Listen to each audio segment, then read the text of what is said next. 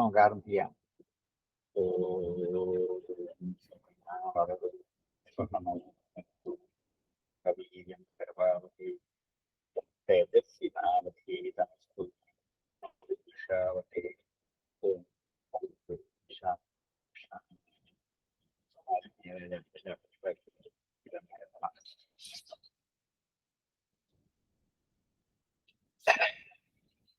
ആറിൽ 4ൽ 19 അല്ലേ ഇനി എടുക്കണ്ടേ?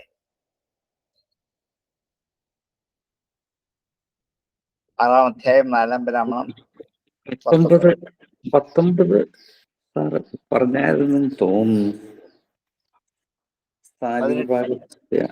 18 വരെ പറഞ്ഞുള്ളൂ. ഇനി സാധ്യഭാഗമാണെന്ന് പറഞ്ഞേ ഉള്ളൂ.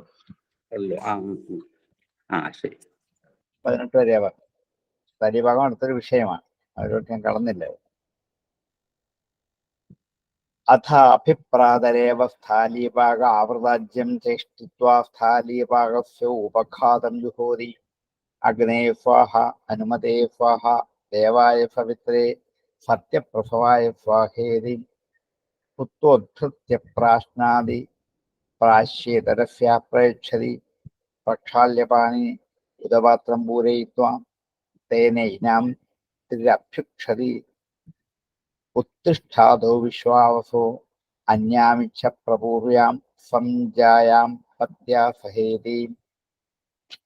അഥ പിന്നീട് പ്രാതരേവ രാവിലെ പ്രഭാതത്തിൽ തന്നെ സ്ഥാലീപാക ആവൃത ആജ്യം ചേഷ്ടിത്വ സ്ഥാലീപാകത്തിന്റെ വിധി അനുസരിച്ച് ആവൃതമായ ആവരണം ചെയ്യ അടച്ചു കൊണ്ടുവന്ന ആജ്യം സ്ഥാലീപാക ആവൃത ആജ്യം. ആജ്യം എന്ന് വെച്ചാൽ നെയ്യ്. അത് ചേഷ്ടിത്വ എന്ന് വെച്ചാൽ സംസ്കരിച്ചിട്ട് അത് നന്നാക്കി എടുത്തിട്ട് ആജ്യ സംസ്കാരം എന്നൊക്കെ യജ്ഞവിധിയിൽ ചില വിധികളൊക്കെ ഉണ്ട്. എൻ്റെ ഒരു ആ ചടങ്ങിനെ കുറിച്ചൊന്ന് പറഞ്ഞു. സ്ഥാലീപാക ആവൃതാജ്യം ചേഷ്ടിത്വ സ്ഥാലീപാകസ്യ ഉപഘാതം ജുഹൂമി. എന്നിട്ട് സ്ഥാലീപാകത്തിന്റെ ഉപഘാതം ഒരു ചെറിയ അംശം എടുത്ത് ജുഹോതി ഹോമിക്കുന്നു എന്നർത്ഥം. ഈ സ്ഥാലീപാകം എന്ന് പറയുന്നത് വിവാഹാനന്തരം വധൂവരന്മാർ അനുഷ്ഠിക്കുന്ന പുത്രസമ്പത്തിന് വേണ്ടി അനുഷ്ഠിക്കുന്ന വിവാഹശേഷമുള്ള ഒരു പ്രധാന ചടങ്ങാണ്. അത് ഗൃഹ്യസൂത്രത്തിൽ വിസ്തരിച്ച് വിധിച്ച് പറയുന്നുണ്ട്. നമ്മൾ അതിലേക്ക് വിസ്തരിച്ച് പോകുന്നില്ല. സ്ഥാലി എന്ന വാക്കിന്റെ അർത്ഥം പാത്രം എന്നാണ്. പാകമായ പാത്രം എന്ന് വെച്ചാൽ മൺകുടം എന്നർത്ഥം. പാകപ്പെടുത്തിയ പാത്രം, വേവിച്ച് എടുത്ത ചുട്ടെടുത്ത പാത്രം, മൺകുടം. അതിന്റെ പേരാണ് സ്ഥാലീപാകം എന്ന്. ആ മൺപാത്രത്തിൽ വെച്ചിട്ട് ഭക്ഷണം പാകം ചെയ്ത് കഴിക്കണം എന്നാണ്. അത് പത്നി 4ാം ദിവസം, ഋതുമതിയായ പത്നി 4ാം ദിവസം ഋതുസ്നാതയായാൽ അന്ന് അവള് തന്നെ കുത്തി ഉണ്ടാക്കിയ അരി ഈ പുതിയ മൺകലത്തിലിട്ട് പാകം ചെയ്തിട്ട് അത് നെയ്യ് കൂടി ചേർത്ത് അതിന്റെ ഒരംശം ഹോമിക്കണം എന്നാണ്. ഇതാണ് സ്ഥാലീപാക വിധി എന്നുള്ള വിധി. അപ്പൊ ഇതിന്നൊന്നും നടപ്പുള്ള കാര്യമല്ലാത്തതുകൊണ്ട് വെറുതെ നമുക്ക് വായിച്ചു വിട്ടാൽ മാത്രം മതി. ഇങ്ങനെ ചടങ്ങ് ഇന്നില്ല. അപ്പൊ സ്ഥാലീപാകസ്യ ഉപഘാതം ജുഹോതി എന്ത് മന്ത്രം ചൊല്ലിയിട്ടാണ്? അഗ്നേ സ്വാഹ ഹനുമതേ സ്വാഹ ദേവായ സവിത്രേ സത്യപ്രഭവായ സ്വാഹ ഇതി ഹുത്വാ. ഈ 3 മന്ത്രം ചൊല്ലി ഹോമിച്ചിട്ട്, അതായത് അഗ്നിക്കായി കൊണ്ട് കൊടുക്കുന്നു. അനുമതി എന്നുള്ളത് ചതുർദശി തിഥിയുടെ ദേവതയുടെ പേരാണ്. ഓരോ തിഥിക്കും ഓരോ ദേവതകളാണ്. അല്ല, ചതുർദശി എന്ന തിഥിയുടെ ദേവതയുടെ പേര് അനുമതി എന്നാണ്. ആ അനുമതി എന്ന ദേവതക്കായിക്കൊണ്ട് സമർപ്പിക്കുന്നുവെന്ന് സത്യപ്രഭവായ, ജഗത്തിനെ സത്യത്തിനെ പ്രസവിപ്പിക്കുന്ന കാരണഭൂതനായ സവിത്രേ സൂര്യനായിക്കൊണ്ട് സവിതാവിനായിക്കൊണ്ട് അർപ്പിക്കുന്നു എന്നിങ്ങനെ 3 മന്ത്രത്തിൽ ഹോമിച്ചിട്ട് സവിത്രേ സത്യപ്രഭവായ സ്വാഹേരി ഹുത്വ ഉദ്ധൃത്യ പ്രാഷ്ണാൽ അതിന്റെ ബാക്കിയെടുത്ത് കഴിക്കണം. പ്രാശ്യ ഇതരസ്യാഹ പ്രേക്ഷതി താൻ കഴിച്ചിട്ട് മറ്റുള്ളവർക്ക് കൂടി കൊടുക്കണം. പ്രക്ഷാല്യപാണി കൈ കഴുകിയിട്ട് ഉദപാത്രം പൂരയിത്വ ഒരു കുടത്തിൽ വെള്ളം നിറച്ചിട്ട് തേന ഏനാമത്തിൽ അഭ്യുക്ഷതി അതുകൊണ്ട് അവളെ 3 പ്രാവശ്യം ഒന്നുകിൽ കുടയണം അല്ലെങ്കിൽ വെള്ളം കോരി വെച്ച് കൊടുക്കുക. ഉത്തിഷ്ഠാതോ വിശ്വാസോ അന്യാമിച്ഛ പ്രഭൂര്യാം സഞ്ജായാം പദ്യ സ്വാഹ ഇതി എന്നുള്ള മന്ത്രം ചൊല്ലിക്കൊണ്ടാകും. 3 പ്രാവശ്യം ആ വെള്ളം അവളെ തളിക്കണം. ഇതെന്തിനാണ്? ഇവളിൽ നിന്നും അല്ലയോ വിശ്വാസോ എന്നൊരു ദേവതയെ സംബോധന ചെയ്യുക.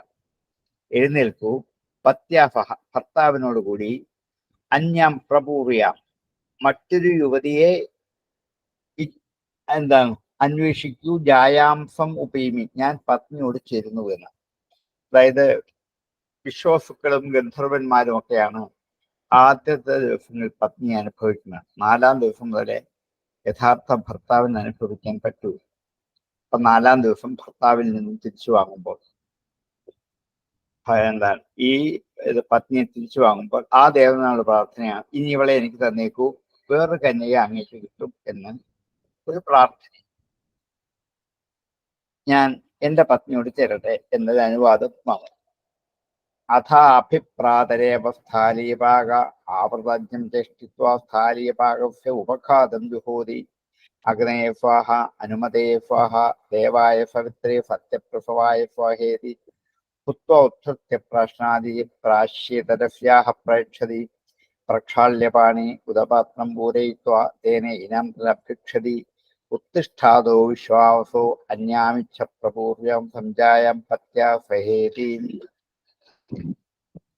അധൈനാം അഭിപദ്യതേ അമോഹമസ്മി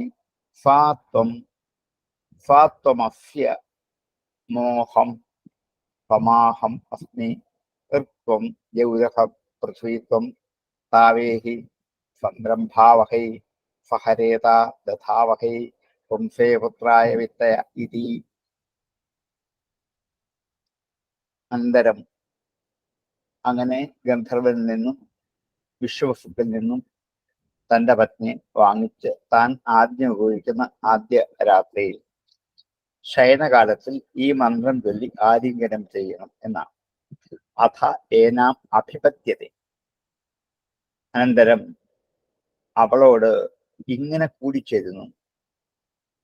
അമോഹം അസ്മി അവളെ ആലിംഗനം ചെയ്യുമ്പോൾ ഇങ്ങനെ പറഞ്ഞുകൊണ്ട് വേണം. അഹം ഞാൻ, അമഹ അസ്മി ഞാൻ പ്രാണനാകുന്നു, അമോഹം അസ്മി സ്വാത്വം ആ നീയും ആ നീയും സ്വാത്വം അസ്യ മോ അഹം ആ നീയെ ഫാ അതാകുന്നു. അത് എന്നുള്ളത് ഇവിടെ സ്ത്രീലിംഗമായതുകൊണ്ട് വാക്കാണ്. ഞാൻ പ്രാണനാകുന്നു, നീ വാക്കാകുന്നു. അമോഹമസ്മി സ്വാത്വം അത് നീയാണ്. അത് എന്ന് പറഞ്ഞാൽ ഇവിടെ വാക്കാണ്, വാക്ക് നീയാണ്. സ്വാത്വം അസ്യ മോഹം അത് ഇനി എന്താ തിരിച്ചു പറയാം. നീ പ്രാണനും ഞാൻ വാക്കുമാകും. ഈ മന്ത്രം ചൊല്ലിയാണ് ഞാൻ പ്രാണനാകുന്നു, നീ വാക്കാകും. നീ ഫ ആകുന്നു, ഞാൻ അമയാകുന്നു. അപ്പൊ എന്താ ഈ ഫ അമ എന്നുള്ളത് ഫാമം ആകുന്നു. ഫമാഹമസ്മി അങ്ങനെ ഞാൻ ഫാമമാകുന്നു. നീ ഇർക്കാകുന്നു. ഋത്വം യൗരഹം ഞാൻ യോവാണ്, സ്വർഗമാണ്. പൃഥ്വിത്വം നീ പൃഥ്വിയാണ്. തൗ ഏഹി സംരംഭാവഹി അങ്ങനെയുള്ള നീ എൻ്റെ അടുത്തേക്ക് വരൂ. നാം ഒരു പുരുഷപ്രജ ഉണ്ടാവാൻ വേണ്ടി നമുക്ക് യത്നിക്കാം. സഹ രേതോ ദധാവഹി പരസ്പരം രേതസിനെ ബീജത്തെ വഹിക്കട്ടെ. പുംസേ പുത്രായ വിത്തയെ. ഒരു പുരുഷ സന്താനത്തിന്റെ വിത്തി ലാഭം വിത്തേ ലാഭത്തിനായിക്കൊണ്ട് നമുക്ക്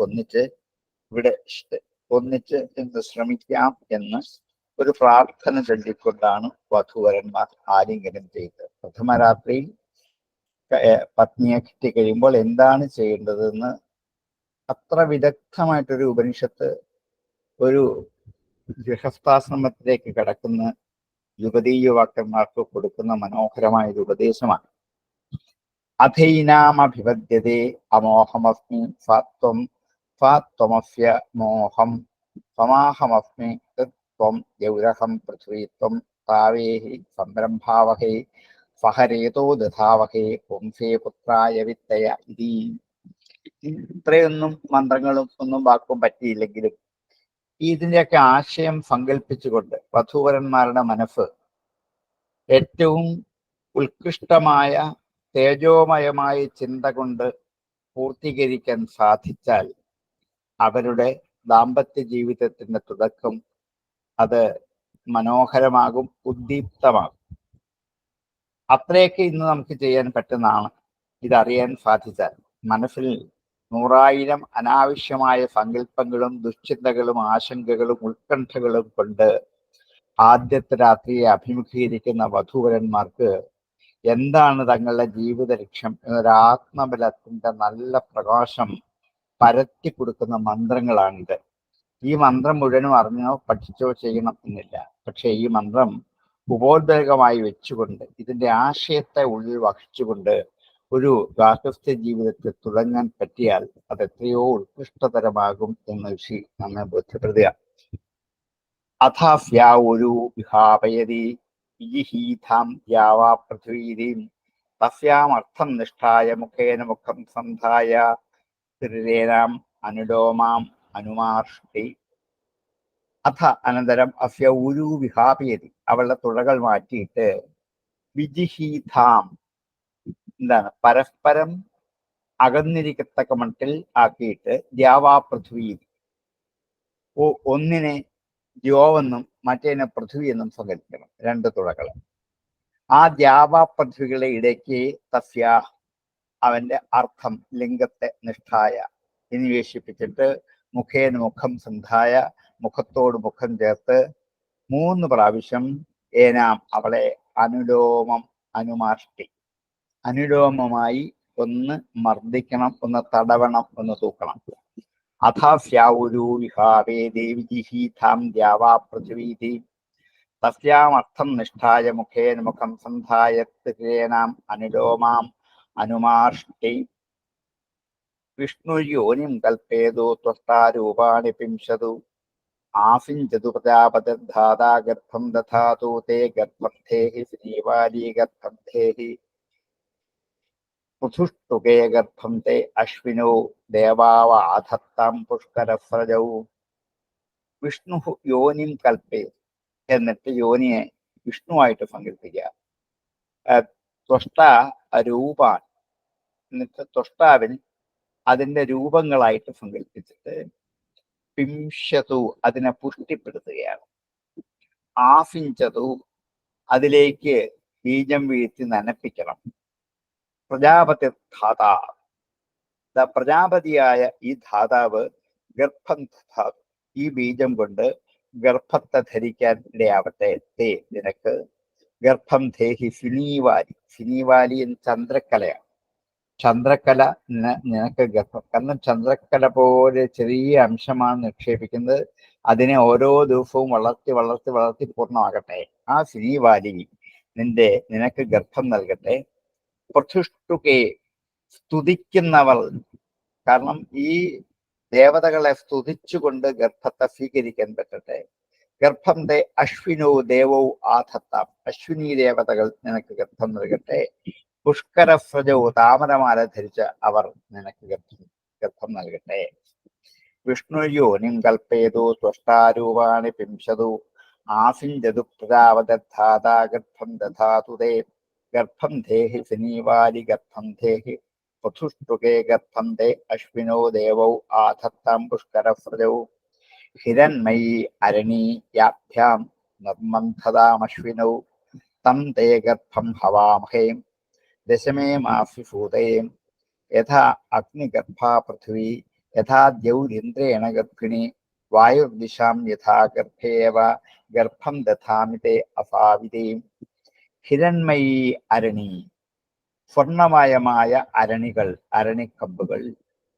യാഭ്യാം, യാത് രണ്ട് വസ്തുക്കളിൽ നിന്നും, നിർമന്ധതാം കടഞ്ഞെടുക്കുന്നുവോ, അശ്വിനൗ അശ്വിനി ദേവതകൾ, തത്തേ ഗർഭം ഹാവാമി അവിടേക്ക് നിന്റെ ഗർഭത്തെ ഞാൻ ഇതാ സ്ഥാപിക്കുന്നു. ഹവാമഹെ ഹോമിക്കുന്നു, സ്ഥാപിക്കുന്നു. അപ്പം ഈ എന്താണ്, ഉള്ളിലേക്ക് വീണ ബീജങ്ങൾ അരണിക്കോലുകൾ കടഞ്ഞെടുക്കുന്ന അഗ്നി സംയോഗം കൊണ്ട് അത് സംയോജിപ്പിച്ച് അത് ഒരു ഗർഭാവസ്ഥയിലേക്ക് ആയിത്തീരട്ടെ എന്ന പ്രാർത്ഥനയാണ്. അതിനെ അരണിയുടെ അഗ്നി എന്നുള്ളൊരു സങ്കല്പത്തിലാണ് ഇവിടെ ഈ ഗർഭത്തെ സ്വീകരിക്കുന്നത്. എന്നിട്ട് ദശമേ മാസി ഭൂതയെ, 10ാമത്തെ മാസത്തെ പ്രസവിക്കാൻ വേണ്ടിയാണ് ഇത്. യഥാ അഗ്നിഗർഭ, നിന്റെ ഉള്ളിൽ ഗർഭിച്ചു നിൽക്കുന്ന അഗ്നിസ്വരൂപമാണ്. പൃഥ്വി യഥാ ദ്യൗഹു ഇന്ദ്രേണ ഗർഭിണി, എപ്രകാരമാണോ ഇത് പൃഥ്വിയും ദ്യൗവും സ്വർഗവും ഭൂമിയും ആകാശത്തെ പ്രസവിക്കുന്നത്. സ്വർഗവും ഭൂമി എന്ന രണ്ട് അരണിക്കോലുകൾ കൂടി ചേരുമ്പോൾ അതിൻ്റെ ഇടയ്ക്ക് ഒന്ന് കയറുന്ന പ്രസവിച്ചു വരുന്നതാണ് അന്തരീക്ഷം, ആകാശം. ഇതുപോലെ ഈ രണ്ട് വസ്തുക്കൾ കൂടി ചേർന്നിട്ട് ഒരു പുത്രൻ എന്ന ഈ അന്തരീക്ഷത്തെ പ്രസവിക്കാൻ ഇടയാവട്ടെ. അതിന് ഇന്ദ്രൻ നിനക്ക് അനുവാദം നൽകട്ടെ. ഗർഭിണി വായു ദിശാം യഥാ ഗർഭ ഏവം ഗർഭം ദധാമി തേ അസാവിതി. എപ്രകാരമാണോ വായു ദിക്കുകളിലേക്ക് സഞ്ചരിക്കുന്നത്, കാരണം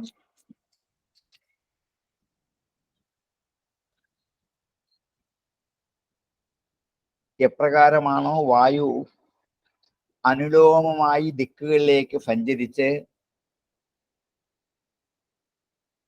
വായു കൊണ്ട് ദിക്കുകൾ എപ്രകാരമാണോ ഗർഭവതികളായിത്തീരുന്നത്, വായു ദിക്കിന് ഗർഭമുള്ളതാക്കി മാറ്റുന്നത് പോലെ, അതേപോലെ നിന്നിലും ഞാൻ ഗർഭം അർപ്പിക്കുന്നു, അല്ലയോ ദേവി എന്ന് ഭാര്യയെ സ്തുതിക്കേണ്ടതാണ്. ഇവിടെ ഭാര്യയെ ദേവി എന്ന് സംബോധന ചെയ്യണം എന്നർത്ഥം.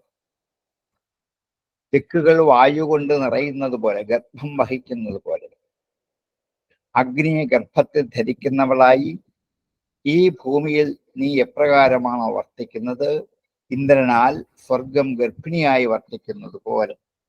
3-4 ഉപമാനങ്ങൾ പറഞ്ഞെന്ന് മാത്രമേ ഉള്ളൂ. അതുപോലെ നീയും ഗർഭം ധരിക്കാൻ ഇടയാവട്ടെ. ഗർഭം ദധാമി തേ അസൗ ഇതി. ഹിരൺമയീ അരണീയാഭ്യാം നിർബന്ധതാമശ്വിനൗ തം തേ ഗർഭം ഹവാമഹേ ദശമേ മാസി ഭൂതയെ യഥാ അഗ്നിഗർഭാവധുവി യഥാ ദ്യൗരിന്ദ്രേണ ഗർഭിണീ വായുർദിശാം യഥാ ഗർഭ ഏവം ഗർഭം ദധാമി തേ അസാവിതീം. പോഷ്യന്തീം അദ്ഭിരഭ്യുക്ഷതീം, പോഷ്യന്തീം അദ്ഭിഃ അഭിക്ഷതി. പോഷ്യന്തി എന്നുവെച്ചാൽ പ്രസവം അടുത്തിരിക്കും.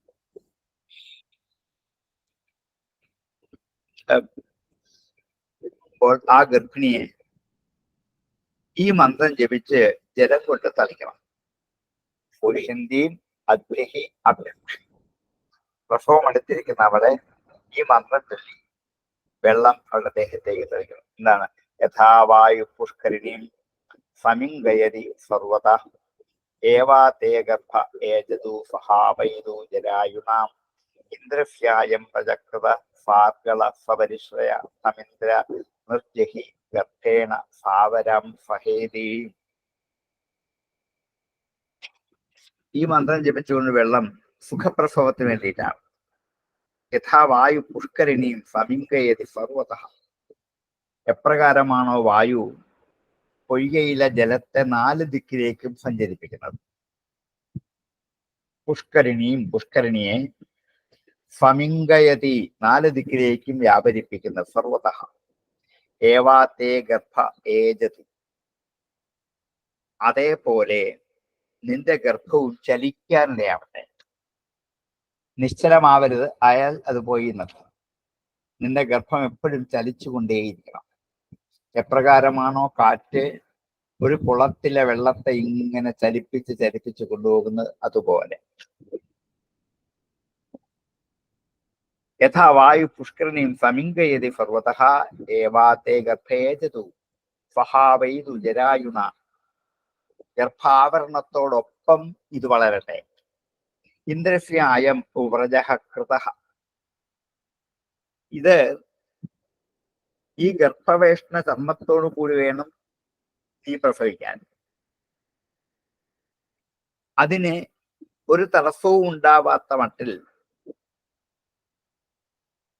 ഈ ഗർഭവാതം ഇന്ദ്രസ്യ അയം വ്രജകൃതഃ ഫാർഗളഃ സ്വപരിശ്രമ.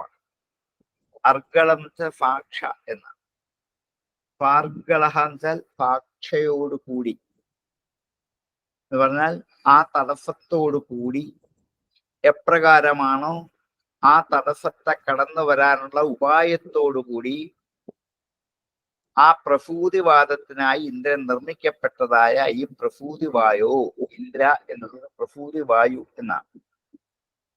ഫാർഗള സ്വപരിശ്രമ തം ഇന്ദ്ര നിർജഹി. ഹേ ഇന്ദ്ര, അതിനെ നീ പുറത്തേക്ക് വിടൂ. ഗർഭേണ സാവരം സഹേതി. ഗർഭത്തോടും ഗർഭചർമ്മത്തോടും കൂടി ആ ഗർഭത്തെ നീ പുറത്തേക്ക് വിടണമേ എന്ന് ഈ വായുവിനോടുള്ള പ്രാർത്ഥനയാണ്. ഈ വായു അനായാസമായി വെള്ളത്തെ ചലിപ്പിക്കുന്ന പോലെ ഗർഭത്തെ ചലിപ്പിച്ച് അതിന്റെ സമയമാകുമ്പോൾ തടസ്സങ്ങളെല്ലാം മാറ്റിയിട്ട് ആ ഗർഭത്തെ നീ പുറത്തേക്ക് കൊണ്ടുവരൂ. യഥാവായു പുഷ്കരണിം സമീങ്കയതി സർവതഃ ഏവാ തേ ഗർഭ ഏജതു സഹാവൈതു ജരായുണ. ഇന്ദ്രസ്യായം പ്രജകൃത ഫാർഗള സ്വപരിശ്രയ തമിന്ദ്രനൃജഹി ഗർഭേണ സാവരം സഹേതി. ജാതേ അഗ്നിം ഉപസമാധായ അംഗ ആധായ കംസേ പ്രസദാജ്യം സന്നീയ പ്രസജ്യസ്യ ഉപഘാതം ജുഹോതി.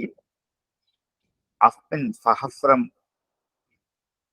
പുഷ്യാസമേധമാന സ്വേ ഗൃഹേ അസ്യോ ഉപസദ്യാം മാം ചൈത്സീത് പ്രജയാ ച പശുഭിശ്ച സ്വാഹാം. മയി പ്രാണാം സ്വൈ മനസാ ജുഹോതി സ്വാഹാം. യത് കർമ്മണ അത്യജീചം യദ്വാ ന്യൂനമിഹാകരം. അഗ്നിഷ്ടത് ഫിഷ്ടകത് വിദ്വാൻ ഫിഷ്ടം സുഹൃതം കരോത് സ്വാഹേരീം. ഇനി കുഞ്ഞ് ജനിച്ചു. ഇനി കുഞ്ഞ് ജനിച്ചു കഴിഞ്ഞാൽ ജാതേ, ഇപ്പം ഇത്രയൊക്കെ ആ സമയത്ത് ചെയ്തു വെച്ചു. ഗർഭത്തെ നിക്ഷേപിച്ചു, അതിനെ പരിപോഷിപ്പിച്ചു, പ്രസവിപ്പിക്കാനുള്ള തടസ്സങ്ങൾ മാറ്റി വായുവിനോട് അത് പ്രാർത്ഥിച്ചു. ഓരോരുത്തരോടും പ്രാർത്ഥിക്കാനുണ്ട് ഓരോ സമയത്ത്. ഇതൊക്കെ വധുവരന്മാരും അവരുടെ ബന്ധുക്കളും ഈ സമയത്ത് ഒരു പ്രാർത്ഥനയായി അർപ്പിച്ചാൽ അനായാസമായുള്ള പ്രസവത്തെ കൊണ്ടുപോകാൻ പറ്റുമെന്ന് ഒരു ഉപനിഷത്താണ് നമ്മളിത് ഉദ്ബോധിപ്പിക്കുന്നത്. ഇത് വെറും ഡോക്ടർമാരോ വൈദ്യന്മാരോ അല്ലെങ്കിൽ പ്രസവിപ്പിക്കുന്നവരോ അല്ല എന്ന് സാരം. ജാതേ, ജനിച്ചു കഴിഞ്ഞാൽ അഗ്നി ഉപസമാധായം കഴിഞ്ഞ ഉടനെ അഗ്നി ജ്വലിപ്പിച്ചിട്ട് അംഗക ആധായ ആ കുഞ്ഞിനെ മടിയിൽ എടുത്ത് കിടത്തിയിട്ട് കംസേ പ്രഷദാജ്യം സന്ധ്യ. കംസം വെച്ച ഓട്ടുപാത്രം. ഓട്ടുപാത്രത്തിൽ പ്രഷദ് ആജ്യം തൈരും നെയ്യും കൂടി ചേർത്തിട്ട് സന്നീയ ചേർത്തിട്ട് പ്രഷദാജ്യസ്യ ഉപഘാതം ജുഹോതി.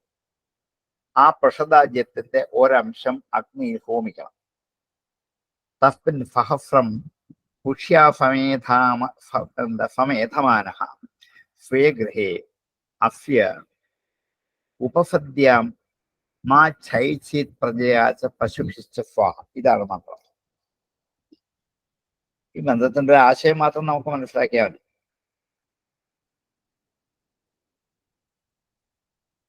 എന്റെ വീട്ടിൽ വളരുന്ന ഇവൻ അസ്മിൻ സഹസ്രം പുഷ്യാസമേധമാന, പുഷ്യ പോഷിപ്പിക്കപ്പെട്ട് ഏധമാന വളർന്നു വരുന്ന ഇവൻ സ്വീഗൃഹേ സ്വന്തം ഗൃഹത്തിൽ അങ്ങനെ സ്വന്തം ഗൃഹത്തിൽ വളർന്നു വരുന്ന ഇവൻ ആയിരക്കണക്കിന് മനുഷ്യരെ പോഷിപ്പിക്കുന്നവനായി തീരട്ടെ. സഹസ്രം പുഷ്യാസം, ഇവൻ ആയിരക്കണക്കിന് മനുഷ്യരെ, ജീവജാലങ്ങളെ പരിപോഷിപ്പിക്കാൻ കെൽപ്പുള്ളവനാവട്ടെ എന്ന് ഒരു പ്രാർത്ഥന ചൊല്ലിക്കൊണ്ട് ഇതിന്റെ ഒരു അംശമാക്കി ഹോമിക്കും. അസ്യ ഉപസദ്യാം മാ ചൈച്ചി, ഇവന്റെ പരമ്പരയിൽ സന്താനങ്ങൾക്ക് ഒരു ഛേദം ഉണ്ടാവാതിരിക്കട്ടെ. ഇവനും ഇതേപോലെ സന്താന പരമ്പരകളെ മാ ചൈത്സീത് പ്രജയാജ പശുഭിഷ്ട സ്വാഹ, അവന് സമ്പത്തും സന്താനവും ഒരു വിച്ഛേദവും ഇല്ലാതെ ലഭിക്കാൻ ഇടയാവട്ടെ. ഈ മന്ത്രം ചൊല്ലിയാണ് ഹോമിക്കുന്നത്. മൈ പ്രാണാം സ്ത്രീ മനസാ ജുഹോമി, ഇനിയും എന്നിലെ പ്രാണന്മാരെ ഞാൻ മനസ്സുകൊണ്ട് നിന്നിലേക്ക് ഹോമിക്കുന്നു. മൈ പ്രാണാം സ്ത്രീ മനസാ ജുഹോമി യത് കർമ്മണ അത്യരീരിജം യദ്യുവ ന്യൂനമിഹ ആകരം അഗ്നിഹിത്തത്. കർമ്മം വഴിയോ അല്ലെങ്കിൽ ഇവിടെ എന്തെങ്കിലും ഒരു കുറവ് ഉണ്ടായിട്ടുണ്ടെങ്കിൽ നന്മ അറിയുന്നവനായ അഗ്നിദേവൻ അതിനെ ഞങ്ങൾക്ക് നല്ല കർമ്മമാക്കി തീർക്കട്ടെ എന്ന് പ്രാർത്ഥിച്ചുകൊണ്ട് ഹോമിക്കാം. കർമ്മണ അതിരീരിതം, അതിക്രമിച്ചു പോയത്, എന്തുവാ ന്യൂനം കുറഞ്ഞു പോയത്, ഇഹാകരം ഈ യജ്ഞത്തിൽ വെച്ച്, അഗ്നിഹി തത് പുഷ്ടകൃത് നന്നായി ചെയ്തിട്ട്, വിദ്വാൻ പുഷ്ടം സുഹൃതം കരോതു നസ്വാഹ, ഞങ്ങൾക്ക് അതിന്റെ പോരായ്മകളൊക്കെ മാറ്റി ഞങ്ങളെ വിദ്വാൻമാരാക്കി തീർക്കട്ടെ എന്ന് പ്രാർത്ഥിച്ചുകൊണ്ട് ഈ രണ്ട് പ്രാവശ്യം ഈ പ്രഷദാജ്യം അഗ്നിയിൽ ഹോമിക്കാം. ജാതയജ്ഞമോ സമാധായ അംഗഗാധായ കംസേ വൃഷദാജ്യം സന്നീയ വൃഷദാജ്യസ്യ ഉപഘാതം ജുഹോരി അസ്മിൻ സഹസ്രം പുഷ്യാസം ഏധമാന സ്വേ ഗൃഹേ അസ്യോപസദ്യാം മാ ചൈച്ഛീത് പ്രജയാ ച പശുഭിശ്ച സ്വാഹം മൈ പ്രാണാം സ്വൈ മനസാ ജുഹോമി സ്വാഹം യത് കർമ്മണ അത്യരീരിജം യദ്വാ ന്യൂനമിഹാകരം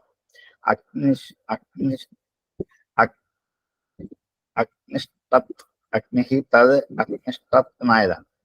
ഫിഷ്ട വിദ്വാൻ ഫിഷ്ടം സുഹൃതം കരോതു നസ്വാഹ എന്ന് ഈ മന്ത്രം ചൊല്ലി ഈ പിതാവ് അഗ്നിയിൽ ഹോമം ചെയ്യണം.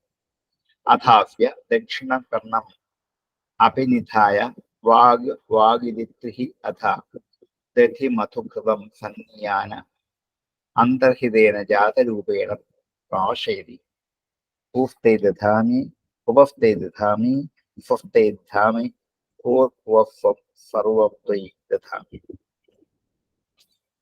അഥാസ്യ എന്നത് അവന്റെ ദക്ഷിണം കർണം അഭിനിധായ, അവന്റെ വലത്തെ ചെവി അടുക്കിലേക്ക് പിടിച്ചിട്ട്, അഭിനിധായ അടുത്തേക്ക് വെച്ചിട്ട്, വാഗ് വാഗ് എന്ന് 3 പ്രാവശ്യം പറയണം അവന്റെ ചെവിയിലേക്ക്. വാക് വാക് വാക്ക്. എന്നിട്ട് അഥ ദധി മധുകൃതം, തേനും തൈരും നെയ്യും കൂടി ചേർത്ത് ഈ വെച്ചിരിക്കുന്ന ഭാഗം നമ്മളെ പൊന്നും തേനും കൊടുക്കാന്നൊക്കെ പറയും. സന്നിയാന അന്തർഹിതേന ജാതരൂപേണ പ്രാശയത്, അത് സന്നിയ ഒന്നിച്ച് കൂട്ടിച്ചേർത്തിട്ട്, അനന്തർഹിതേന കൂട്ടില്ലാത്ത, ജാതരൂപേണ സ്വർണം കൊണ്ട്, പ്രാശേതി അവനെ ഭക്ഷിപ്പിക്കും. ഒരു സ്വർണ്ണ ശകലം കയ്യിലെടുത്ത് ഇതിലേക്കൊന്ന് ഉരച്ച് ആ സ്വർണം അവന്റെ നാക്കിലേക്ക് തേച്ചു കൊടുക്കും. നമ്മൾ പൊന്നും തേനും കൊടുക്കുക എന്നൊക്കെ പണ്ട് പറയുമായിരുന്നു. അത് തന്നെയാണിത്. അപ്പൊ ഒരു മന്ത്രമുണ്ട്, ഭൂസ്തേ ദധാമി, ഞാൻ നിനക്ക് ഈ ഭൂമിയെ നൽകുന്നു. ഭുവസ്തേ ദധാമി, അന്തരീക്ഷത്തെ നൽകുന്നു. സ്വസ്തേ ദധാമി, സ്വർഗത്തെ നൽകുന്നു. സർവം ത്വയി ദധാമി, ഇത് 3 നിന്നിലേക്ക് തന്നെ ഞാൻ അർപ്പിക്കുന്നു, എല്ലാം നിന്നിൽ സമർപ്പിക്കുന്നുവെന്ന് 3 പ്രാവശ്യം പൊന്നും തേനും വായിക്കുന്നത്. അഥാസ്യ ദക്ഷിണം കർണം അഭിനിധായ വാഗ്വാഗിരിത്രി അഥ ദധി മധുകൃതം സന്നീയാന അന്തർഹിതേന ജാതരൂപേണ പ്രാശേരി ഭൂസ്തേ ദധാമി ഭുവസ്തേ ദധാമി സ്വസ്തേ ദധാമി സർവം ത്വയി ദധാമീതി. അഥാസ്യ നാമകരോ, എന്നിട്ട് അപ്പോഴാണ് പേരിടേണ്ടത്.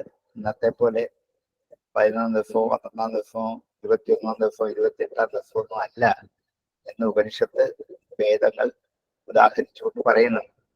അഥാസ്യ നാമകരോധി, അപ്പോൾ എന്നിട്ട് അവന് പേരിടണം.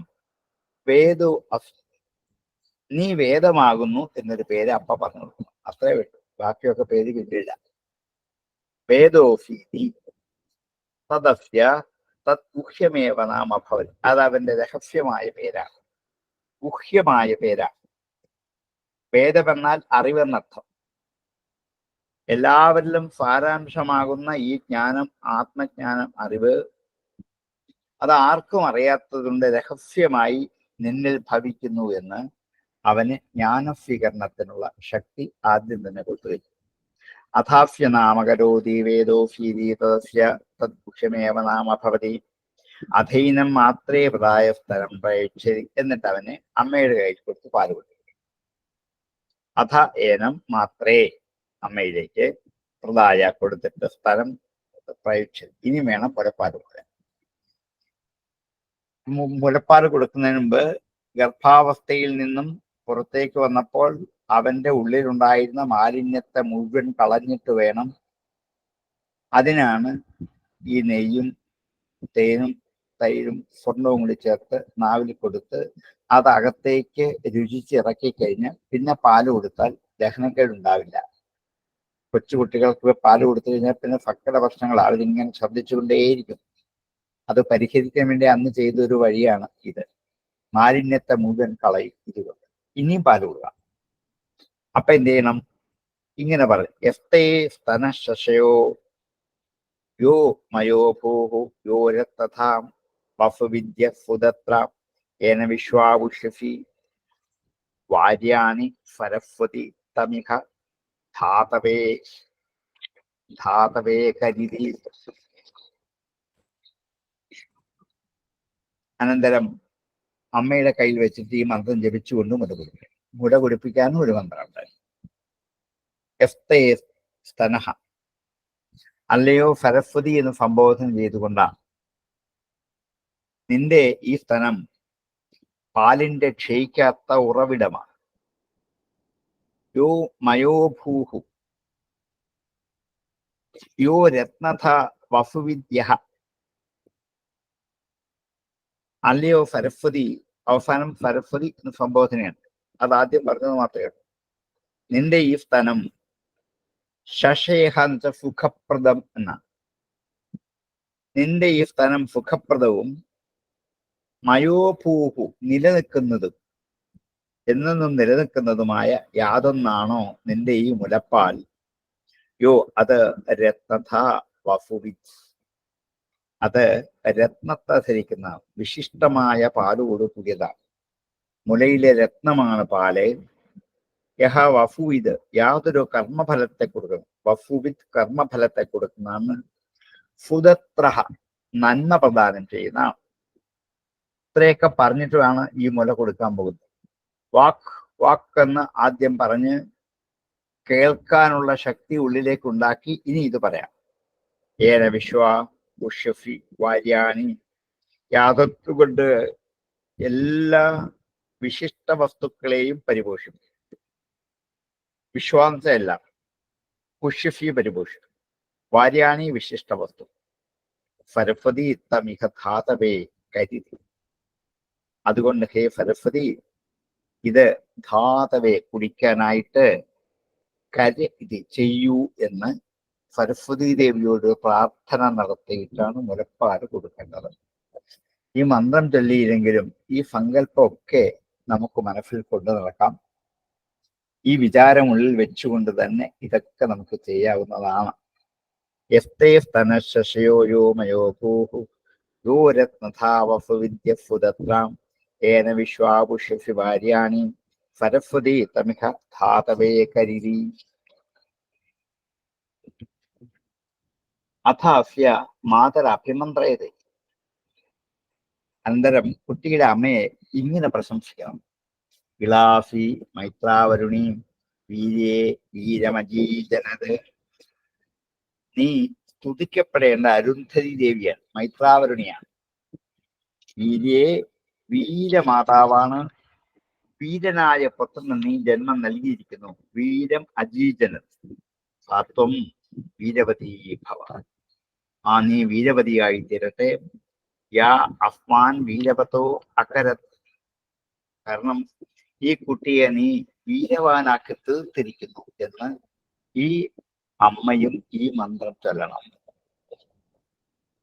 ഇളാസി മൈത്രാവരുണീ വീര്യേ വീരമജീജനം സാത്വം വീരവതീ ഭവ. യാസ്മാൻ വീരവതോ അകരത് ഇതി തം വാ ഏതമാഹോ അതിപിതാ ബതാഭൂഃ അതിപിതാമഹോ ബതാഭൂഃ പരമം ബതകാഷ്ഠാം പ്രാപയത്. ശ്രിയാ യശസ ബ്രഹ്മവർച്ചസേന ഏവം വിദോ ബ്രാഹ്മണസ്യ പുത്രോ ജായത ഇതി. അനന്തരം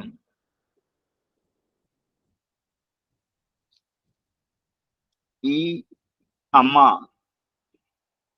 നീ മിത്രാവരുണന്റെ വസിഷ്ഠന്റെ ഭാര്യയായ ദന്ധതിയാകുന്നുവെന്നും വീര്യമുള്ളവളാകുന്നുവെന്നും വീരനായ പുത്രനെ പ്രസവിച്ചിരിപ്പിക്കുന്നുവെന്നും ഒക്കെ അവളെ പ്രകീർത്തിച്ചിട്ട് ഇങ്ങനെ വീരവാനായ വീരപുത്രന്മാരുള്ളവളായിട്ട് നീ ഭവിക്കട്ടെ എന്നൊക്കെ ആശംസിച്ചതിന് ശേഷം ഇങ്ങനെ അറിയുന്ന ബ്രാഹ്മണസ്യ പുത്രാഹ ഏവം വിധു ബ്രാഹ്മണസ്യ പുത്രോയായത്. ഇങ്ങനെ ഒക്കെ അറിയുന്ന, ഇങ്ങനെയൊക്കെ അറിഞ്ഞു ചെയ്യുന്ന ബ്രാഹ്മണന്റെ പുത്രനായി ജായതേ ജനിക്കുന്നുവോ. തം വൈ ഏതം ഇവനെ പറ്റി ഇപ്രകാരം ആഹു. തം വാ ഏതം ആഹു അവനെ കുറിച്ച് ഇങ്ങനെ പറയുന്നു.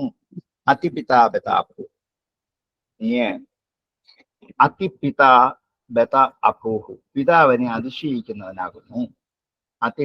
പിതാവിനെ അതിശയിക്കുന്നവനാകുന്നു. അതിപിതാമഹോ ബതാഭു പിതാമഹനെയും അതിശയിക്കുന്നവൻ. പരമാംബത കഷ്ടാം പ്രാപയ പരമമായ സ്ഥാനത്തേക്ക് നീ എത്തുന്നവനാകുന്നു. ശ്രിയാ യസ്വ ബ്രഹ്മവർച്ചസേ. ശ്രീ കൊണ്ട് യശസ് കൊണ്ട് ബ്രഹ്മജ്ഞാനം കൊണ്ട് നീ പരമകാഷ്ഠയിലേക്ക് പ്രാപിക്കും. ഏവം വിധു ബ്രാഹ്മണസ്യ പുത്രോ ജായതേ എന്നിങ്ങനെ ഒരാശംസ അമ്മയ്ക്കും മകനും കൊടുക്കണം. ഇതാണ് ജ്ഞാനപ്രതിപാദകമാണ് ഉപനിഷത്ത് മുഴുവൻ. അതിൽ പുത്രോത്പാദനത്തെ കുറിച്ച് ഇങ്ങനെയൊക്കെ വിസ്തരിച്ച് പ്രതിപാദിക്കുന്നത് എന്തിനാണെന്ന് നമ്മൾ എല്ലാവരും സംശയിക്കുന്നുണ്ടാവാം. പക്ഷെങ്കില് മനഃശുദ്ധിയോട് കൂടിയ തപസ്സിന്റെയും വ്രതാനുഷ്ഠാനത്തിന്റെയും ഫലമായി ഉണ്ടാകുന്ന പുത്രൻ മാത്രമേ ജ്ഞാനത്തിന് അധികാരിയാവുള്ളൂ എന്ന് ബോധ്യപ്പെടുത്തേണ്ടത് ഉപനിഷത്തിന്റെ കടമയാണ്. അതുകൊണ്ടാണ് ഉപനിഷത്ത് ഇത്രയും പറയുന്നത്. അല്ലാണ്ട് വെറുതെ മറ്റുള്ളവർ പറഞ്ഞു വിട്ടാൽ പോരാ. ഇപ്പൊ എന്ത് ചെയ്യണം? നല്ല മനഃശുദ്ധി വേണം, നല്ല തപസ് വേണം, നല്ല വ്രതാനുഷ്ഠാനം വേണം. ഈ മൂന്നോട് കൂടി മാത്രമേ സത്പുത്രനെ ജനിപ്പിക്കാൻ പറ്റുള്ളൂ. ആ പുത്രന് മാത്രമേ ആത്മജ്ഞാനത്തിന് അധികാരിയാകൂ. ഇന്നത്തെ ഒരു പുത്രന്മാരും അതിന് അധികാരിയാവാത്തത്, എത്ര വഴക്ക് പറഞ്ഞാലും തല്ലിയാലും അടിച്ചാലും പഠിപ്പിച്ചാലും ആവാത്തത് അവിടെ മുതൽ ശ്രദ്ധിക്കാത്തത് കൊണ്ടാണെന്ന് ഉപനിഷത്ത് അടിവരയിട്ട് ബോധ്യപ്പെടുകയാണ്. നമുക്കാർക്കും പറ്റിയില്ലെങ്കിലും ഇനിയുള്ള പരമ്പരയ്ക്ക് ഇത് സാധ്യമാവട്ടെ എന്ന് നമുക്ക് ആശംസിക്കാനേ പറ്റുള്ളൂ. അവരെ പഠിപ്പിക്കാൻ അവരാരും ഈ ക്ലാസ്സിൽ ഇല്ല. പക്ഷെ നമുക്ക് സന്ദർഭം അനുസരിച്ച് അവരിലൊക്കെ ഈ ആശയങ്ങൾ എത്തിച്ച് അവരുടെ സന്താന പരമ്പരകൾ ആത്മജ്ഞാനത്തിന് അധികാരികളായി തീരട്ടെ എന്ന് പ്രാർത്ഥിക്കാം ഈ ഉപനിഷത്തിന്റെ സമാപ്തി. അതുകൊണ്ട് തങ്ങളുടെ പുത്രന്മാർ ഉത്തമന്മാരാകണമെന്ന് ആഗ്രഹിക്കുന്ന ഏതൊരു ഗൃഹസ്ഥന്മാർക്കും മാർഗദർശനമാണ് ഇത്. അതിനുവേണ്ടിയാണ് ഈ ഉപനിഷത്തിന്റെ അന്തിമ ഭാഗത്ത് ഈ ഗൃഹസ്ഥാശ്രമത്തിന്റെ മനോഹരമായ ധർമ്മത്തെ, ആശങ്കകളും ഉത്കണ്ഠകളും സംശയങ്ങളും ഏറെ നിൽക്കുന്ന ഒരു ദിവസം മുതൽ ഇങ്ങോട്ടുള്ള വധൂവരന്മാരുടെ സംഗമം മുതൽ വിവാഹം കഴിഞ്ഞ ആദ്യത്തെ രാത്രി മുതൽ എങ്ങനെയൊക്കെ വേണമെന്ന് ആശങ്കിച്ചു പോകുന്നവർക്ക് അതിമനോഹരമായൊരു ഡയറക്ഷൻ, വേണ്ട വിധത്തിൽ ഇങ്ങനെ പൊക്കോളൂ, നിങ്ങൾക്ക് നന്നായിരിക്കും എന്ന്. സങ്കല്പം മാത്രം നന്നാക്കിയാൽ മതി, ബാക്കിയൊക്കെ അവരുടെ ഇഷ്ടം പോലെ കാലോചിതമനുസരിച്ച് എങ്ങനെ വേണേ ചെയ്യാം. പക്ഷേ സങ്കല്പത്തെ നന്നാക്കി കൊണ്ടുപോയാൽ മാത്രമേ ഇത് സാധിക്കൂ എന്ന് കാണിക്കാൻ വേണ്ടിയാണ് ഈ ഉപനിഷത്തിന്റെ അന്തിമ ഭാഗത്ത് വിസ്തരിച്ചത്. ഇളാസി മൈത്രാവരുണി വീരേ വീരമജീജനത് സ്വാത്വം വീരവതീ ഭവ യാ അസ്മാൻ വീരവതോ അകരതിരി തം വാ ഏതമാഹു അതിപിതാഭൂഃ അതിപിതാമഹോ പിതാഭൂഃ പരമാം വിതകാഷ്ഠം പ്രാപത് ശ്രിയാ യശസ ബ്രഹ്മവർച്ചസേന ഏവം വിദോ ബ്രാഹ്മണസ്യ പുത്രോ ജായത ഇതി എന്നിങ്ങനെ നാലാമത്തെ ബ്രാഹ്മണത്തിൽ അതിവിശിഷ്ടമാണ്. ഒരു ഉപനിഷത്തും ഒരിക്കലും പറയാത്ത രഹസ്യ തത്വങ്ങൾ മുഴുവനും ബ്രഹ്മചാരിക്കുള്ളതല്ല, ഗൃഹസ്ഥാശ്രമത്തിലേക്ക് പ്രവേശിക്കുമ്പോൾ വേണ്ടിയുള്ളതാണ്, വാനപ്രസ്ഥനുള്ളതല്ല, സന്യാസിക്കുള്ളതല്ല. ഈ 4 ആശ്രമവും എങ്ങനെ മനോഹരമാക്കി കൊണ്ടു നടക്കണം എന്ന് ഈ ഉപനിഷത്തിന് നല്ല ബോധമുണ്ട്, നല്ല അറിവുണ്ട്. അത് നമ്മൾക്ക് പറഞ്ഞു തരാൻ എത്രയോ ആയിരം വർഷങ്ങൾക്ക് മുമ്പാണ് ഈ മനുഷ്യജീവിതത്തിന്റെ സാർത്ഥകമായ സുദിനത്തിന്റെ ആചരണത്തെക്കുറിച്ച് ഒരു ഋഷി നമുക്ക് ബോധ്യപ്പെടുന്നത്. അവിടെയാണ്, ഋഷിയിൽ നിന്നാണ് ഇതൊക്കെ നമുക്ക് കിട്ടേണ്ടത്. അപ്പോഴാണ് അതിന് വേദമതിക്കാൻ കാരണമാകുന്നത്. അല്ല, പൊന്നും തേനും കൊടുക്കുന്നത് ഈ ഉപനിഷത്തിൽ നിന്നും കിട്ടിയതെന്നുള്ളത് അറിയാൻ പറ്റിയ വലിയ അത് കാര്യം. ശരി, അത് ശരിയാ. അപ്പൊ പക്ഷെ അവസാനം ഈ പൊന്നും തേനും മാത്രമായിട്ട് എങ്ങനെയാ സാറേ ഒതുങ്ങി? കാരണം നെയ്യും തൈരും വേണ്ടതായത് അങ്ങനെ ആയിരുന്നു. പിന്നെ അത് കുറഞ്ഞു പോയതാ. ഇത് 3ഉം കൂടിയാണ് വാസ്തവത്തിൽ കൊടുക്കേണ്ടത്. കാരണം ഇന്നും നമുക്ക് ചില ഹോസ്പിറ്റലുകാർ സമ്മതിക്കും, നമുക്ക് വേണമെങ്കിൽ വീട്ടിൽ നിന്ന് കൊണ്ടുവന്നിട്ട് ഒരു ചെറിയ ചാണക്കല്ല് വലിച്ച കല്ലിൽ ഇത് സ്വർണ്ണം വരച്ചിട്ട് ഇതിൽ നിന്ന് മുക്കി നാക്കിൽ നമുക്ക് വേണമെങ്കിൽ തൊടുവിക്കാം. കുഞ്ഞിനെ ആദ്യം നമ്മളെ തരുമ്പോൾ നമുക്ക് കുഞ്ഞിന്റെ ചെവിയിൽ ഈ വാക്കുകൾ പറയുകയും ചെയ്യാം. നീ വാക്കാകുന്നു. ഇതൊക്കെ നമുക്ക് ചെയ്യാം. ചില ആശുപത്രിക്കാര് പൊന്നും തേനും സമ്മതിക്കത്തുമില്ല. സമ്മതിക്കില്ല. ചിലർക്ക് കുഴപ്പമില്ല.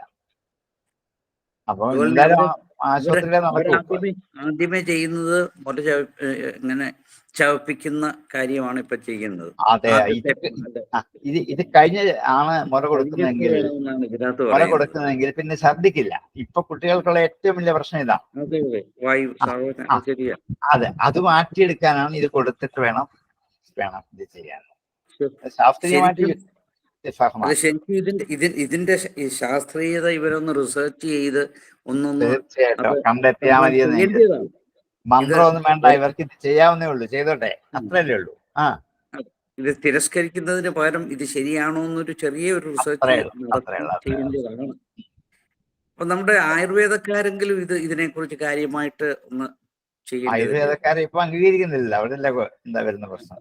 ഇപ്പൊ പ്രസവം എല്ലാം ഗവൺമെന്റ് അലോപ്പതി ഹോസ്പിറ്റലിലേ നടക്കുള്ളൂ. വീടുകളിലില്ല, ആയുർവേദ ഹോസ്പിറ്റലുകളിലും ഇല്ല. എല്ലാം ഈ ഹോസ്പിറ്റലിൽ മാത്രമേ ഉള്ളൂ. അത് ഗർഭമാകുമ്പോൾ മുതലേ ഹോസ്പിറ്റലാണ്. കാരണം ഇത്രയും വ്യക്തമായിട്ട് പറഞ്ഞിരിക്കുന്ന സ്ഥിതിക്ക് ഇതൊന്ന് ചെക്ക് ചെയ്ത് കൺഫേം ചെയ്യേണ്ടതാണ്. ചെയ്യാവുന്നതാണ്. നമുക്കെങ്കിലും ആവുന്നിടത്തോളം ആചരിക്കാൻ നോക്കാം എന്ന് മാത്രമേ ഇനി പറയാം. 5ാമത്തെ ബ്രാഹ്മണത്തില് കുറെ ഋഷിമാരുടെ പേര് മാത്രമേ ഉള്ളൂ. അത് ഋഷി പരമ്പരയിലെ പേരുകളെ കുറിച്ചാണ്. ആ പേര് മാത്രം വായിച്ചു വിടാനേ ഉള്ളൂ. വംശവിസ്താരം എന്നാണ് അതിന്റെ പേര്. അതുകൊണ്ട് അത് വെറുതെ അതിൻ്റെ അകത്ത് വാക്കർത്ഥങ്ങളോ ഒന്നും പറയാനില്ല, പേര് മാത്രമേ ഉള്ളൂ. ആ പേര് പറഞ്ഞെങ്കിൽ 2 മന്ത്രമേ ഉള്ളൂ. അത് പറഞ്ഞു കഴിഞ്ഞാൽ നമുക്ക് 3ാമത്തെ മന്ത്രത്തിൽ ഉപസംഹരിക്കാം. അഥ വംശ പൗതിമാഷീപുത്രഃ കാത്യായനീപുത്രാത് കാത്യായനീപുത്രോ ഗൗതമീപുത്രാത് ഗൗതമീപുത്രോ ഭാരദ്വാജീപുത്രാത് ഭാരദ്വാജീപുത്രഃ പാരാശരീപുത്രാത് പാരാശരീപുത്ര ഔപസ്വസ്തിപുത്രാത് ഔപസ്വസ്തിപുത്രഃ പാരാശരീപുത്രാത് പാരാശരീപുത്ര കാത്യായനീപുത്രാത് കാത്യായനീപുത്ര കൗശികീപുത്രാത് കൗശികീപുത്ര ആരംഭീപുത്രാച്ച വയ്യക്രപതീപുത്രാച്ച വയ്യക്രപതീപുത്രഃ കാന്വീപുത്രാച്ച കാവീപുത്രാച്ച കാവീപുത്രഃ അത്രേയീപുത്രാത് അത്രേയീപുത്രോ ഗൗതമീപുത്രാത് ഗൗതമീപുത്രോ ഭാരദ്വാജീപുത്രാത് ഭാരദ്വാജീപുത്ര പാരാശരീപുത്രാത് പാരാശരീപുത്രോ വാത്സീപുത്രാത് വാത്സീപുത്ര പാരാശരീപുത്രാത് പാരാശരീപുത്രോ വാർകാരുണീപുത്രാത് വാർകാരുണീപുത്രോ വാർകാരുണീപുത്രാത് വാർകാരുണീപുത്ര അർത്ഥഭാഗീപുത്രാത് അർത്ഥഭാഗീപുത്രഃ ശൗംഗീപുത്രാത് ശൗംഗീപുത്ര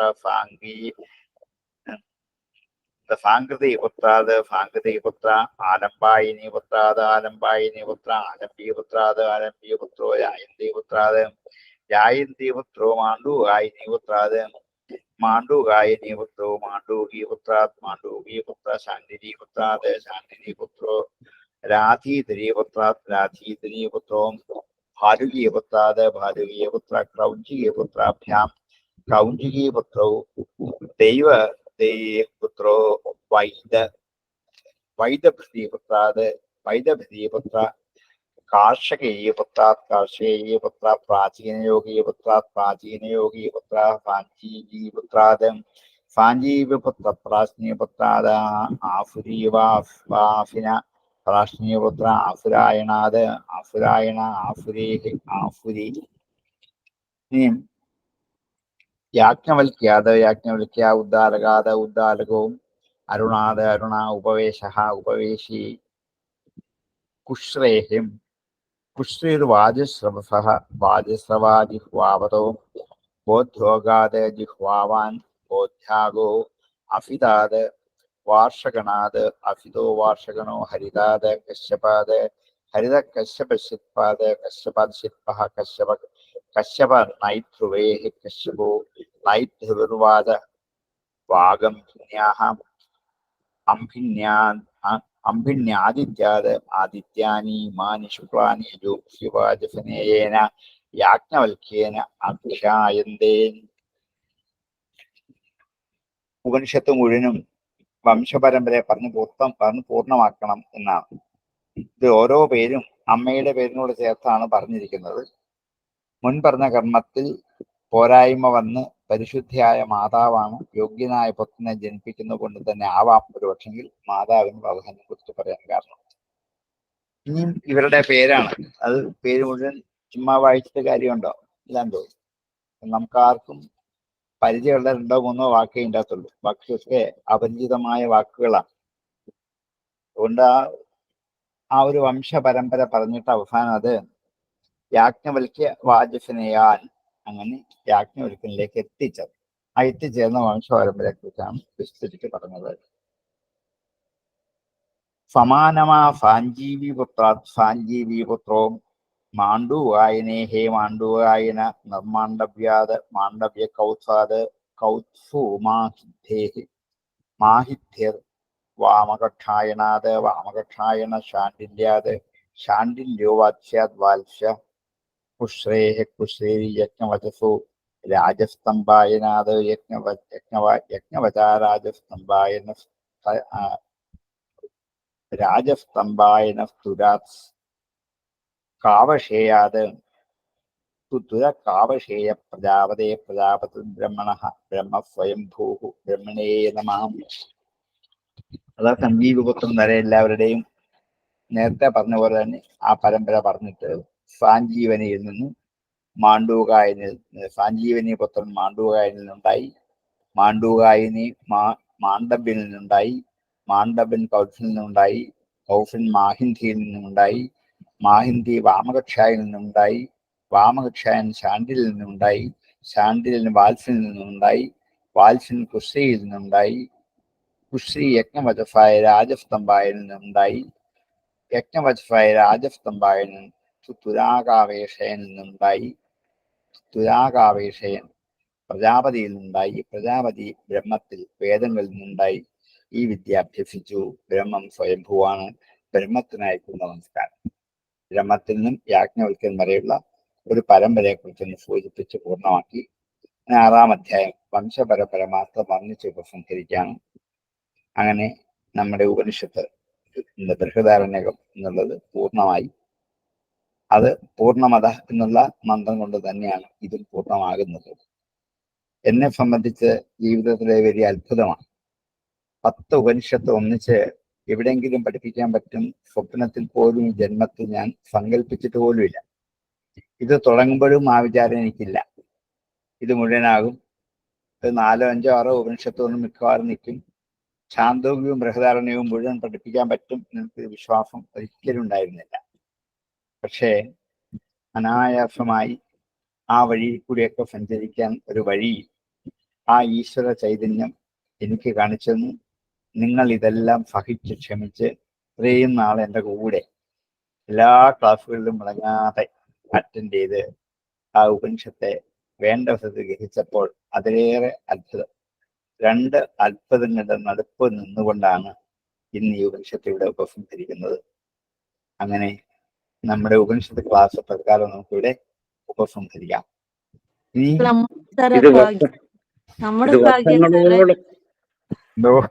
ഇത് വർഷങ്ങളോളം നീണ്ടു നിന്ന ഒരു മഹായജ്ഞം. സാർ അതിന് ഞങ്ങൾക്ക് വേണ്ടി സാറ് സമയം കണ്ട് സാറ് പറഞ്ഞതുപോലെ ഒരുപക്ഷെ ആശ്രമങ്ങളിലും ഒക്കെ ഇതേമാതിരി മേജർ ഉപനിഷത്തുകളൊക്കെ പഠിപ്പിച്ചിട്ടുണ്ടാകാം. അത് മുഴുവൻ ഉണ്ടോ എന്ന് തന്നെ സംശയം. ഇല്ല. സിനിമാഭിഷയുടെ പോലെ പല ആശ്രമത്തിന് 12 വർഷം കൊണ്ട് അവർ 2, 3, 4 ഉപനിഷത്തേക്കുള്ളിൽ പഠിക്കാറില്ല.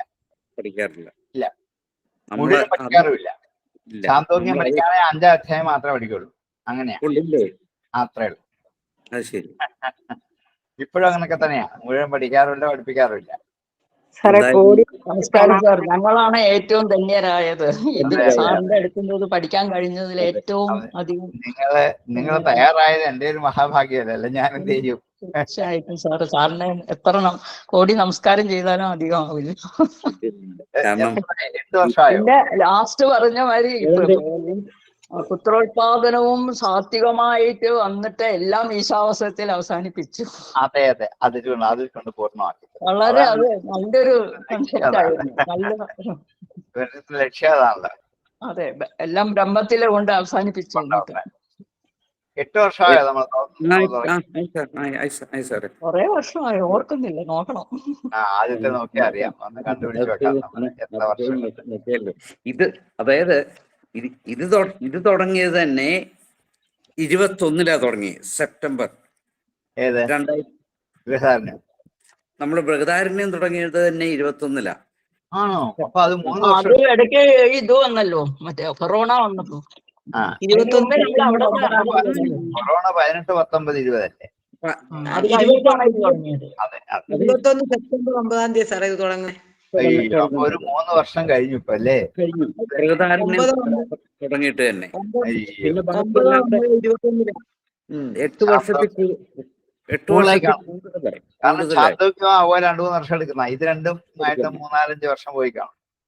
ശാന്തോക്യം പഠിച്ചോണ്ടിരിക്കും, അതിന്റെ പകുതിയോളായപ്പോഴാണ് കൊറോണ വന്നത്. അത് പിന്നെ നമ്മള് ശരിക്കും പറഞ്ഞ സെപ്റ്റംബർ 9, 2021 ഇത് തുടങ്ങുന്നത്. ഞാൻ കാരണം ബുക്കേൽ അതിന്റെ നോട്ട് കുറിക്കുന്നു സാറ് പറയുമ്പോ. ഒട്ടും നമുക്ക് മെരുങ്ങി കിട്ടില്ലായിരുന്നു. എനിക്ക് അതായിരുന്നു പേടി. ഞാനിത് പറയുമ്പോൾ നിങ്ങൾക്ക് ഇത് എങ്ങനെ മനസ്സിലാക്കാൻ പറ്റും? നിങ്ങൾ ക്ഷമയോടെ ഇരുന്നല്ലോ എന്നുള്ളത് എനിക്ക് അർത്ഥമായിരുന്നു. കാരണം പല ഭാഗവും ദഹിക്കാത്ത പട്ടിലാണ് പോകുന്നത് പലപ്പോഴും. പിന്നെ കുറെ കഴിയുമ്പോഴാണ് അത് നമുക്ക് മനസ്സിലാക്കാൻ പറ്റുന്നത്, ആദ്യമല്ല. പക്ഷെ ശാന്തോക്യം പഠിച്ചപ്പോ മനസ്സിലായി, കുറച്ചു മുമ്പോട്ട് ചെല്ലുമ്പോ ഇത് നമുക്ക് പതുക്കെ വളർന്നു തുടങ്ങുന്നു. പക്ഷെ അതുവരെ നിങ്ങൾ ഇങ്ങനെ ഇരിക്കുമോ എന്ന് എനിക്ക് ആശങ്കയായിരുന്നു. പക്ഷെ നിങ്ങൾ നല്ല ക്ഷമയോടെ ഇരുന്നുള്ളതാണ് അർത്ഥം. അത് പക്ഷെ ആർക്കും കിട്ടാത്ത പോലെ ഒരു നിധി പോലെ ഇത് ഞങ്ങളുടെ മുമ്പിലോട്ട് വരുന്നത്. അപ്പൊ അത് പോകാൻ പറ്റുമോ? മാണ്ഡൂക്യൊക്കെ കഴിഞ്ഞപ്പോഴത്തേക്ക് ഞങ്ങൾ ശരിക്കും സാറേ വഴിയിലേക്ക് വന്നു. ഭാഗവതമൊക്കെ നമുക്ക് ഒരു ക്ലാസ് വിട്ടുപോയാൽ വീണ്ടും മെയിൻറ്റെയിൻ ചെയ്യാൻ പോയ ബുദ്ധിമുട്ടാണ്. അത് ശരിക്കും പറഞ്ഞാൽ ഞങ്ങളുടെ ഒരു സ്വപ്നം പോലെയായി. അതെ.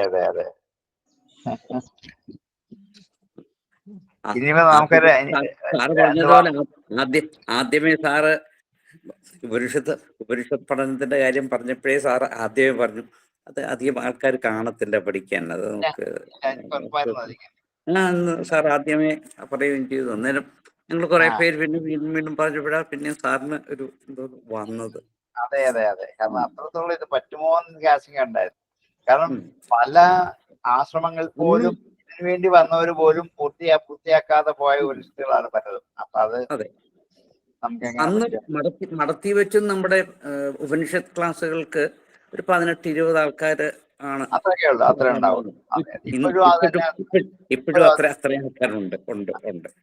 അതെ.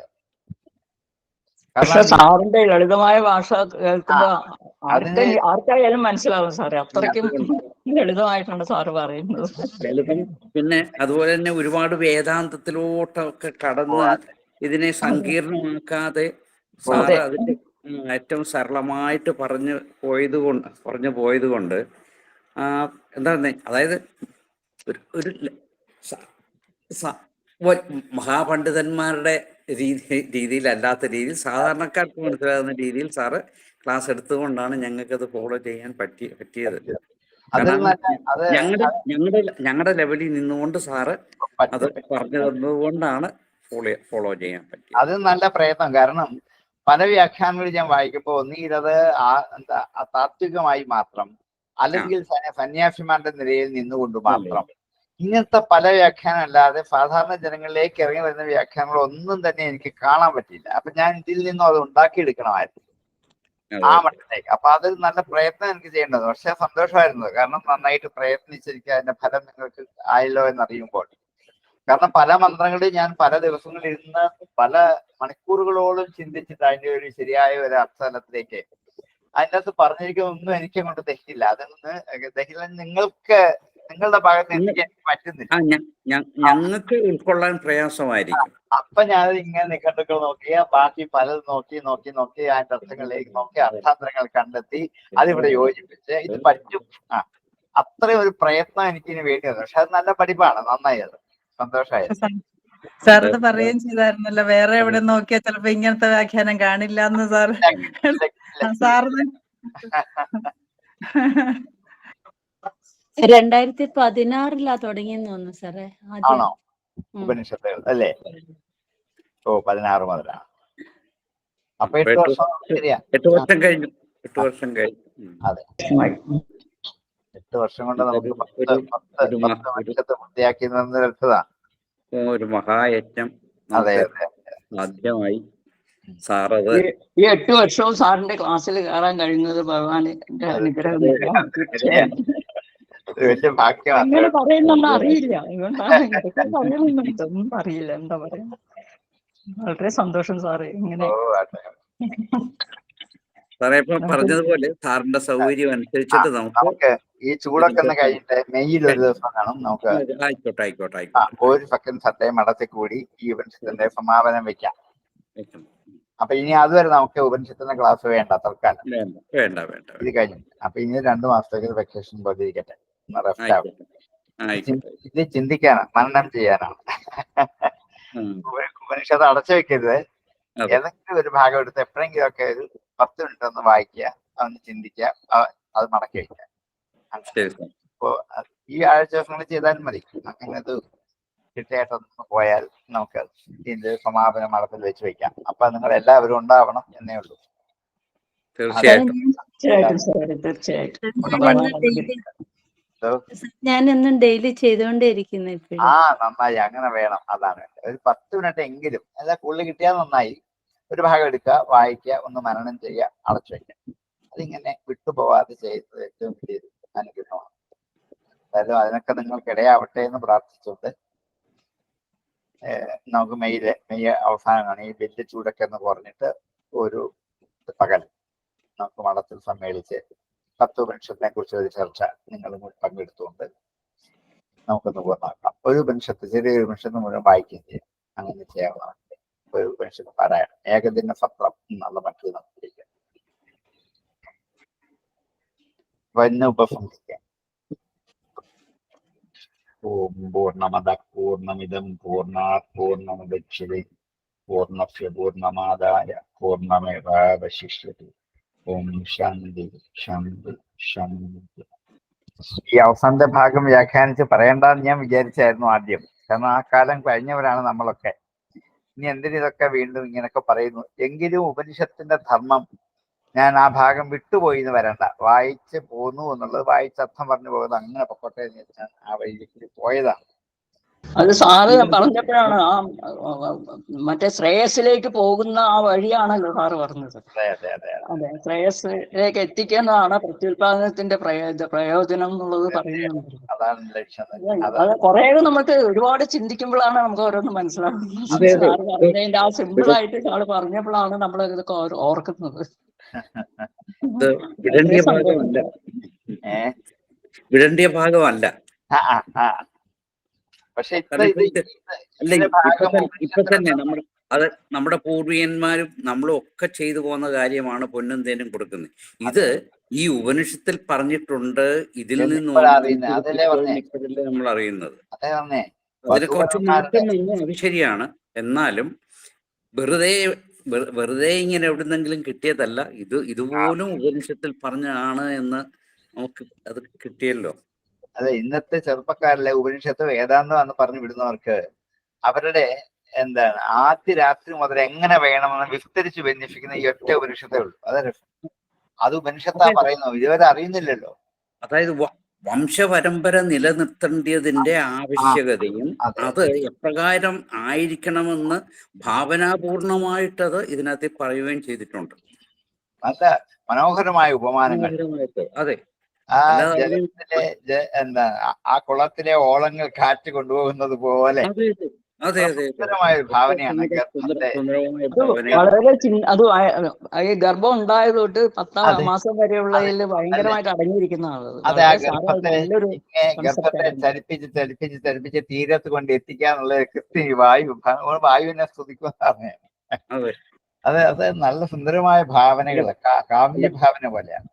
അല്ല, കാരണം പ്രാണവായു ആണല്ലോ ഇതിന്റെ ഏറ്റവും വലിയ ശക്തിയായിട്ട് പ്രവർത്തിക്കുന്നത്. അതതിന്റെ സത്യം. അതൊക്കെ ഈ അനോട്ടമിയെ വളരുന്നതിന് മുമ്പ് എത്ര ഭംഗിയായിട്ട് ഇവര് പഠിച്ച് ആവിഷ്കരിച്ചു. ഇന്ന് ഇവർക്ക് ആകാശത്തിന്റെ ആണല്ലോ വാക്ക്, അതാണ് ആദ്യം പറയുന്നത്. വാക്ക്.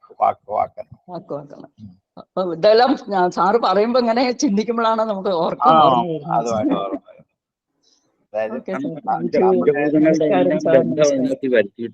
അതെ, നമ്മുടെ ജന്മസാഫല്യം ഈ സമയത്തെങ്കിലും ഇത് പൂർണ്ണമാക്കിയിട്ട് നമുക്ക് ഇവിടെ പോകാൻ പറ്റും. അതെ, ഇതൊന്നും കിട്ടാതെ പോയിരുന്നെങ്കിൽ എന്ന് ആശങ്കിക്കണ്ടല്ലോ. വലിയ സന്യാസിമാർക്ക് പോലും കിട്ടാത്ത ഒരു ഭാഗ്യമാണ് സാറേ ഞങ്ങൾക്ക് തന്നത്. അതിന് സംശയമൊന്നുമില്ല. കാരണം സാറേ കോടി പ്രണാമം. വേറെ ഒന്നും സന്തോഷം. പിന്നെ നിങ്ങളെല്ലാം ആദ്യം വരെ ഇങ്ങനെ ഇല്ലാത്ത സജീവമായിട്ടിരിക്കുമ്പോ എനിക്ക് അത്ഭുതമല്ലേ. വേറെ സാറിന് ദക്ഷിണ തരാനൊന്നുമില്ല മനസ്സിൽ. ഇതൊക്കെയാണല്ലോ ദക്ഷിണ. ഈ നല്ല വാക്കുകൾ ഏറ്റവും വലിയ ദക്ഷിണയല്ലേ, പിന്നെന്താ. അതൊക്കെ തന്നെ ധാരാളം. യഥാവതാലം.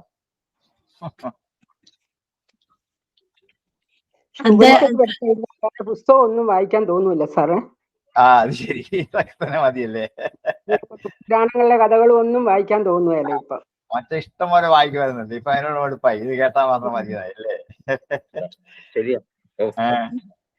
ഇപ്പൊ ഈ ആത്മീയ ഗ്രന്ഥങ്ങളെല്ലാം വായിക്കാൻ പോലും സമയം കിട്ടാതായി. അതുകൊണ്ട് വേറെ ഒന്നും ഇപ്പൊ വായിക്കാൻ ആവുന്നില്ല. ഇതിലേക്ക് അത് വാസ്തവമാണ്. അങ്ങനെ പോട്ടെ, നല്ല വഴിയിലൂടെ. പേപ്പർ പോലും വായിക്കണം തോന്നുന്നില്ല സാറേ. ഇതാണ് ഫുൾ ടൈം ഇത് വായനയാണ്. ഓരോ ഗ്രൂപ്പില് ഫുൾ ടൈം ആധ്യാത്മികതയാണ്. അതെ, പറ്റുന്നവരിത് മറ്റാർക്കെങ്കിലും പറഞ്ഞു കൊടുക്കാനും കൂടെ ശ്രമിക്കുക കുറേശ്ശെ. വളരെ സന്തോഷം സാറേ. എത്ര നമസ്കരിച്ചാലും മതിയാവില്ല. അപ്പോൾ നിങ്ങൾക്ക് ഉറയ്ക്കും വേറെ ആൾക്ക് കൊടുക്കുകയും ചെയ്യാമല്ലോ. ഞങ്ങൾ ഇത്രയും 5-8 വർഷം പഠിച്ച ഇതാണ് എന്ന് നമുക്ക് അഭിമാനപൂർവ്വം പറയാൻ പറ്റും.